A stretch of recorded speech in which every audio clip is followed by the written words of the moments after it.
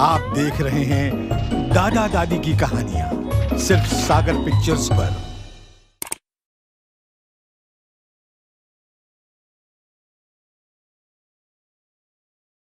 दादा दादी की कहानियां, दादा दादी की कहानियां सदियों याद रही, भूला नहीं कोई बचपन ने सुनी।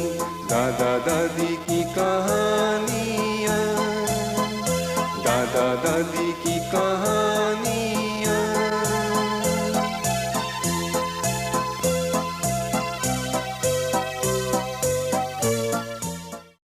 ये पेन मेरा है। मेरा पेन है। मेरा पेन है। मेरा पेन है। अरे अरे, ये पेन तुम दोनों क्या कर रही हो? सगी बहनें के लड़ती हो? चलो लाओ पेन दो। चुप होकर बैठो, मैं कहानी शुरू करती हूँ। राजा रानी वाली? हाँ बेटी, वही राजा रानी वाली। पुराने समय में एक राजा था, उसका नाम था चंद्रसेन। उसकी रानी थी बहुत सुंदर और उसके 2 बच्चे थे। एक का नाम था शीत और दूसरे का नाम था बसंत। राजा को अपने बच्चों पर बड़ा गर्व था और रानी उन्हें देख देख कर सबके वारी जाती थी। फिर एक बुरा दिन आया, रानी बहुत ही बीमार पड़ गई। महाराज, महारानी जी को ऐसी भयंकर बीमारी है जिसका कोई इलाज नहीं है। मैं दवा तो दूंगा, लेकिन कह नहीं सकता कि इनके जीवन में कितने दिन बाकी हैं।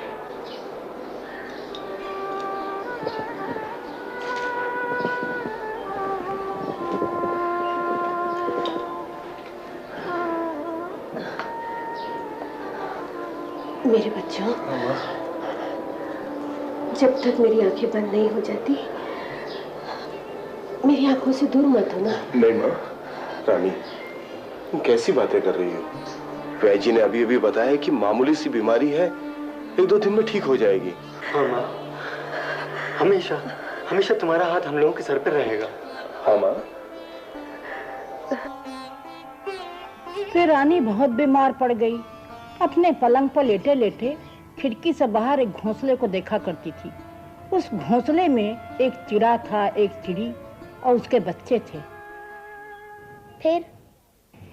फिर बेटी, चिड़ी एक दिन मर गई। चिड़ा एक नई चिड़ी लेकर आ गया। उस नई चिड़ी ने बच्चों को चोंच से मार मार कर गिरा दिया। रानी बड़े सोच में पड़ गई कि मैं बीमार हूँ, मर गई तो राजा दूसरी शादी कर लेंगे। नई रानी आएगी तो क्या मेरे बच्चों के साथ ऐसा ही सलूक करेगी? रानी, क्या सोच रही हो? महाराज, मुझे वचन दीजिए कि मेरे मरने के बाद मेरे बच्चों के लिए आप सौतेली मां नहीं लाएंगे। ये क्या कह रही हो तुम? मैं सब जानती हूँ कि मैं चंद घड़ियों की मेहमान हूँ। अगर आप वचन देंगे तो मैं शांति से मर सकूंगी। वचन दीजिए महाराज। हम तुम्हें वचन देते हैं रानी कि हम दूसरी शादी कभी नहीं करेंगे।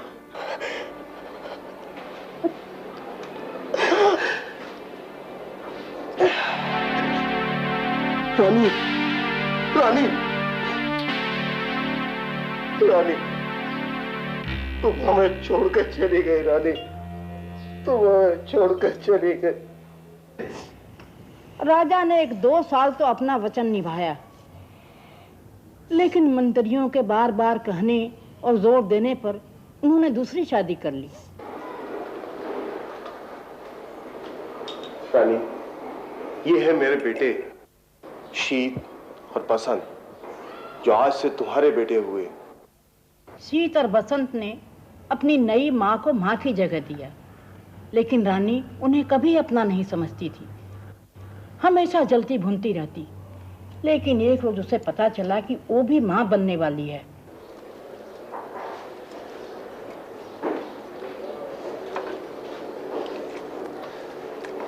रानी जी, सभी ज्योतिषों ने भविष्यवाणी की है और मुझे भी पूरा विश्वास है।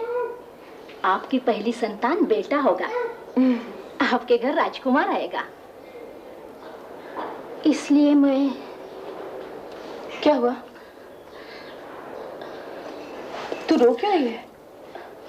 ये सोचकर दिल फटा जा रहा है कि आपके पुत्र बेचारे राजकुमार का क्या होगा। क्यों? क्या हुआ? राजगद्दी पर तो तेरे सौतेले बेटे शीत और बसंत का अधिकार है। फिर रानी ने कपट से ऐसी त्रिया चरित्र रची कि राजा को मान लेना पड़ा कि वो शीत और बसंत को अपने देश से निकाल देंगे। महाराज, मैंने अपनी पूरी कोशिश कर ली है, मगर रानी ना कुछ खाती हैं ना पीती हैं। उन्होंने दवा खाने से भी इनकार कर दिया है। अगर आप रानी को जिंदा देखना चाहते हैं तो उसका सिर्फ एक ही इलाज है, आप शीत और बसंत को देश निकाला दे दें, वरना रानी के साथ साथ उसका बच्चा भी पैदा होने से पहले ही मर जाएगा।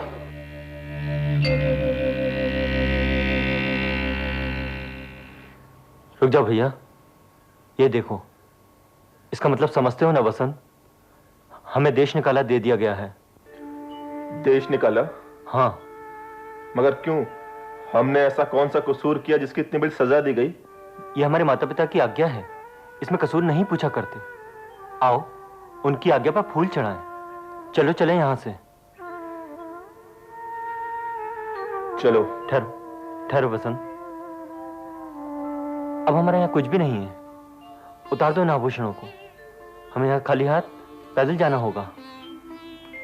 चलो।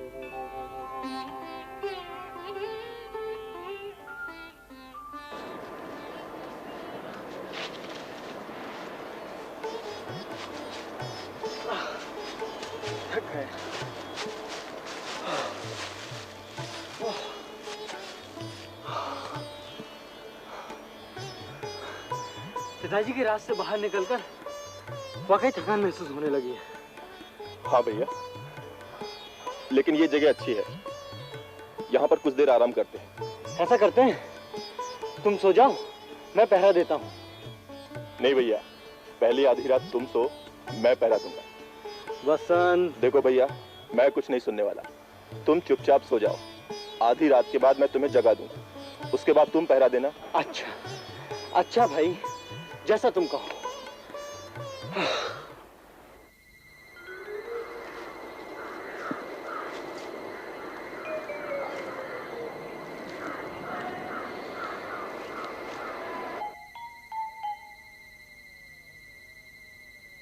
वसंत,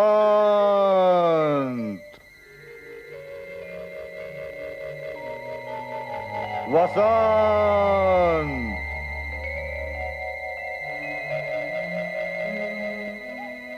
मैं इस पेड़ का फल बोल रहा हूं।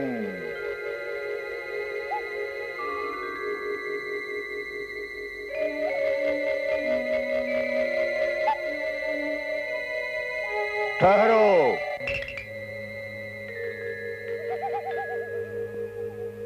जो मुझे तोड़ेगा उसे विषैला नाग डस जाएगा,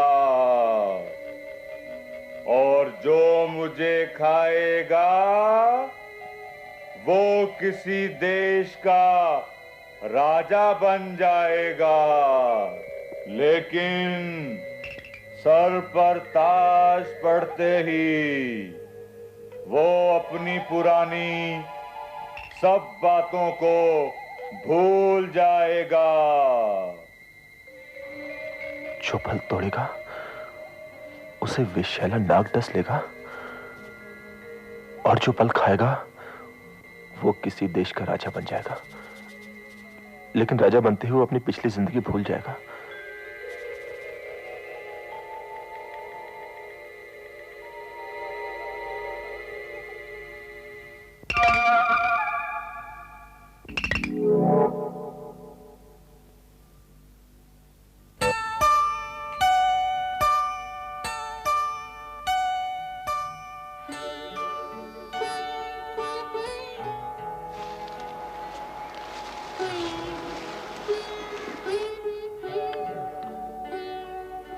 भैया भैया भैया क्या हुआ?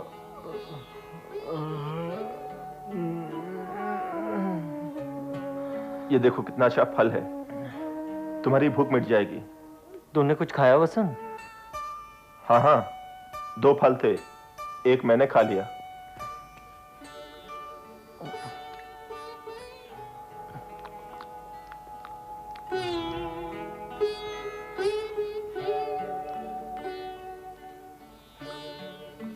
अच्छा,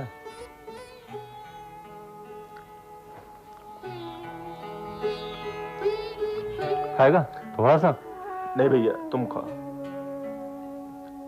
सुनो, अब मैं सोता हूं, तुम पहरा देना। तू चैन की नींद सो, मैं पहरा देता हूं।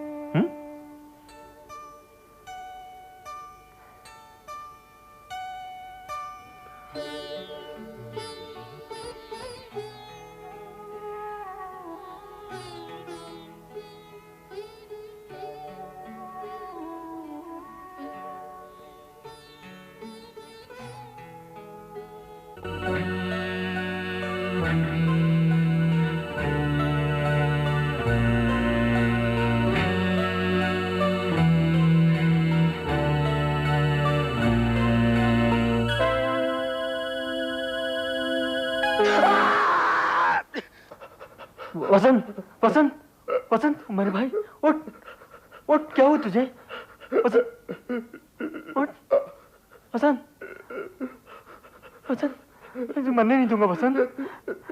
उठ वसंत, उठ, देख, देख तेरे शीत बुला रहा है वसंत। उठ वसंत। ए भगवान, मुझे यहाँ समय बर्बाद नहीं करना चाहिए।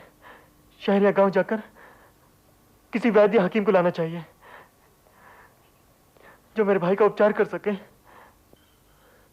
ए भगवान, मैं अपने भाई को तेरे हवाले छोड़े जा रहा हूं, इसकी रक्षा करना भगवान।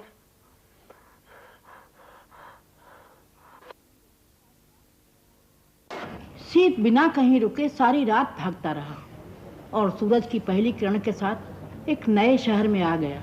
उस शहर के राजा की मृत्यु हो गई थी। राज पंडित ने भविष्यवाणी किया था कि सूरज की पहली किरण के साथ जो आदमी दिखाई पड़ेगा वही इस शहर का राजा होगा। बस फिर क्या था, शीत के सर पर ताज रख दिया गया और जब ही सर पर ताज रखा, शीत सब कुछ भूल गया। जंगल में अपने बेहोश भाई को ही भूल गया। बेचारा वसंत, जंगल में वो मर गया होगा। नहीं बेटी, हुआ यूं, शंकर पार्वती ऊपर से जा रहे थे। पार्वती की नजर बेहोश बसंत पर पड़ी और झट उन्होंने शंकर से कहा, प्रभु, आप तो अंतर्यामी हैं, इन्हें जीवित कर दीजिए।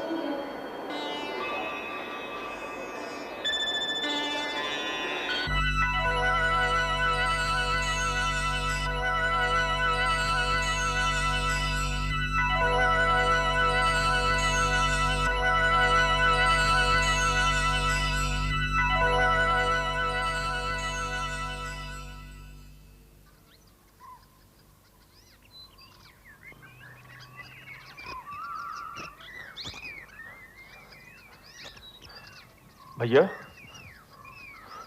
भैया,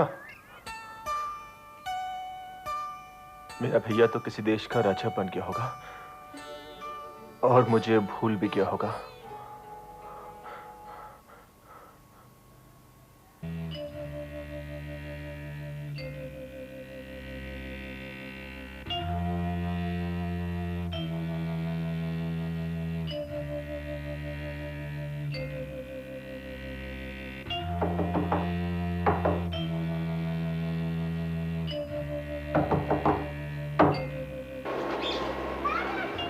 अरे बाबा, ये द्वार क्यों बंद है? तुम्हें नहीं मालूम बेटा, हर रात यहाँ एक भयानक राक्षस आता है और वो किसी न किसी प्राणी को खा लेता है। शाम को इसलिए दरवाजा बंद कर दिया जाता है। जाओ जाओ बेटा, वरना वे तुम्हें भी खा जाएगा।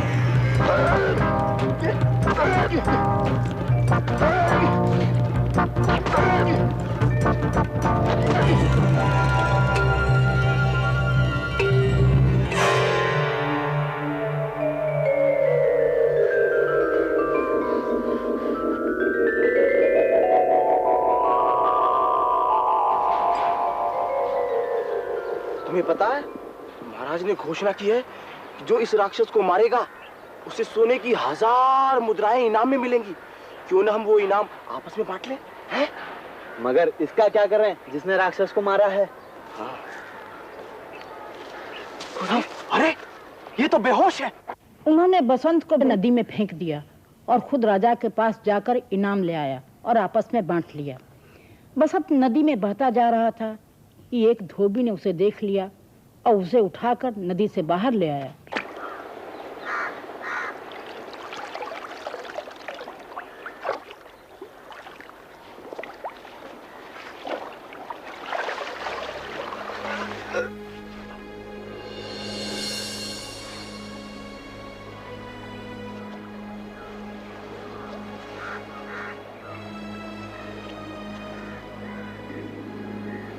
अभी जान बाकी है।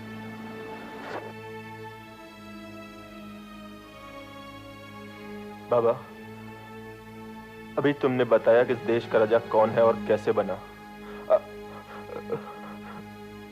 मुझे पूरा यकीन है वो राजा और कोई नहीं, मेरा बड़ा भाई है शीत। तुम मुझे किसी तरह उसके पास ले चलो। मुझे मालूम है वो सब कुछ भूल चुका होगा, मुझे भी, लेकिन मैं उसे एक ऐसा गाना सुनाऊंगा जिसे सुनकर उसे सब कुछ याद आ जाएगा। सुना है तूने? रामू धोबी का बेटा महाराज के सामने गाना गाने वाला है। मगर रामू धोबी का तो कोई बेटा था ही नहीं, अचानक ये बेटा कहाँ से आ गया? कहीं ये वही आदमी तो नहीं जिसे हम लोगों ने बेहोश करके नदी में बहा दिया था? एक चोर को बेटा बनाकर घर में छुपा रखा। कहाँ है वो? जल्दी बाहर निकालो उसे। सरकार, जिससे आप ढूंढे वो तो आज सुबह ही भाग गया था। नहीं, तुमने उसे घर में छुपा रखा है। नहीं सरकार, मेरे घर में तो इस वक्त सिर्फ मेरी बेटी है। यकीन ना हो तो देख लीजिए। बसंती, बेटी बसंती जरा बाहर आना तो।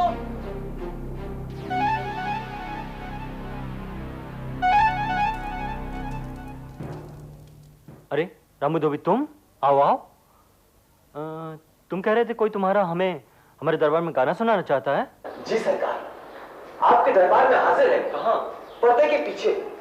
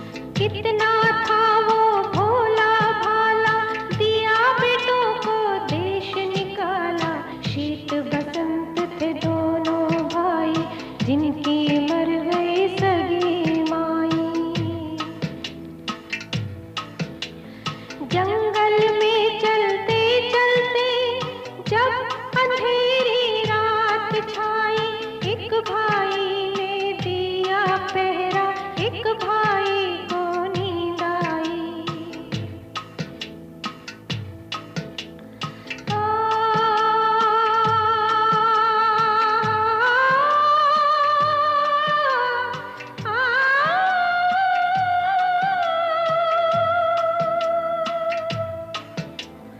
भैया के नींद आते ही पेड़ पर एक फल यूं बोला, जो मुझे खाएगा वो राजा बन जाएगा, जो मुझे तोड़ेगा उसे नाग डस जाएगा, जो मुझे खाएगा वो राजा बन जाएगा, जो मुझे तोड़ेगा उसे नाग डस जाएगा।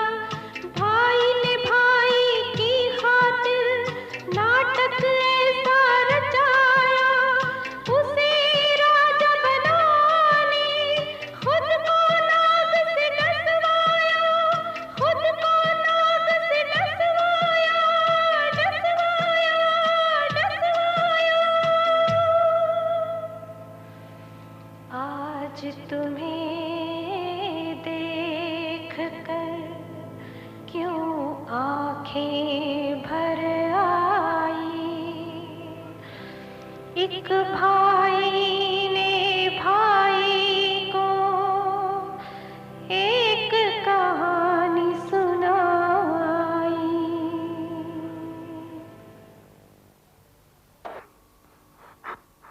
वसंत,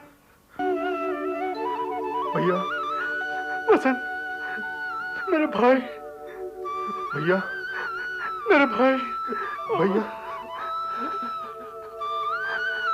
हाँ तो अब बताओ, पहले पेन किसको दूं? दीदी को दे दो। दीदी को। दीदी को। हाँ अब आई ना बात समझ में। बच्चों, दूसरे के लिए कुर्बानी और प्रेम भावना से ही सुख और शांति मिलती। तो देखते रहें दादा दादी की कहानियां सिर्फ सागर पिक्चर्स पर। और हाँ, लेटेस्ट अपडेट्स के लिए बेल आइकॉन दबाना न भूलें।